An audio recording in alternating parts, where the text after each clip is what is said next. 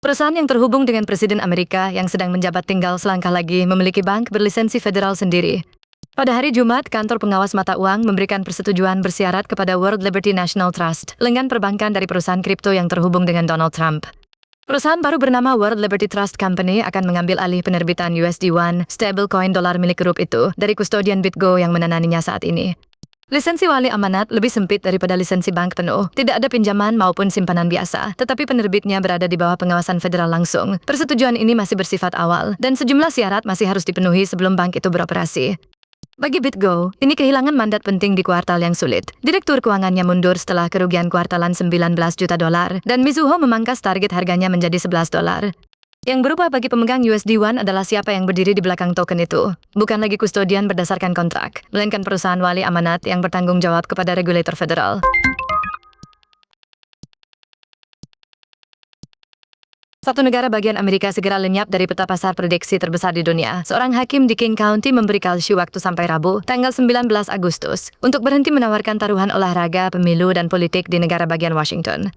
Perintah itu datang hanya beberapa hari setelah CFTC, regulator derivatif federal, justru mendukung posisi bursa tersebut. Ini bukan penutupan total, karena pengadilan masih membiarkan pasar komoditas, iklim, ekonomi, dan keuangan berjalan di negara bagian itu. Yang berubah adalah penegakannya, pemblokiran lokasi dasar sebelum tanggal 19, lalu sistem GeoComply Multi-Sumber sebelum 2 September. Waktunya canggung, sebab Kalshi sedang bernegosiasi dengan Sequoia dan Wellington untuk putaran pendanaan $750 juta pada valuasi $40 miliar, hampir 2 kali lipat angka bulan Mei, dan laporan itu muncul di hari yang sama saat Baltimore menggugatnya karena taruhan olahraga tanpa izin. Regulator federal dan pengadilan negara bagian kini berbeda pendapat soal kontrak yang sama, dan yang memasang tenggat waktu adalah pengadilan.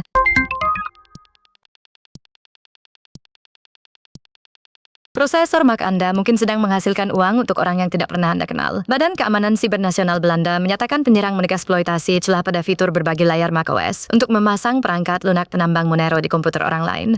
Pejabat Amerika menilai kerentanan ini kritis, 9,8 dari 10 pada skala keparahan standar, hampir setinggi mungkin. Di sini tidak ada yang dicuri dari dompet, karena yang diambil adalah komputernya sendiri.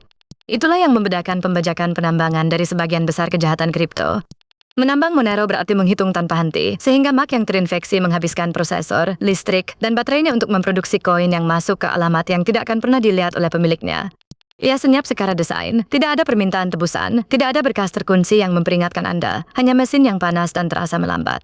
Pakar keamanan meminta pengguna Mac memperbarui perangkatnya, dan itulah seluruh pertahanannya. Perbaikannya adalah pembaruan yang terus ditunda oleh kebanyakan orang. Subscribe sekarang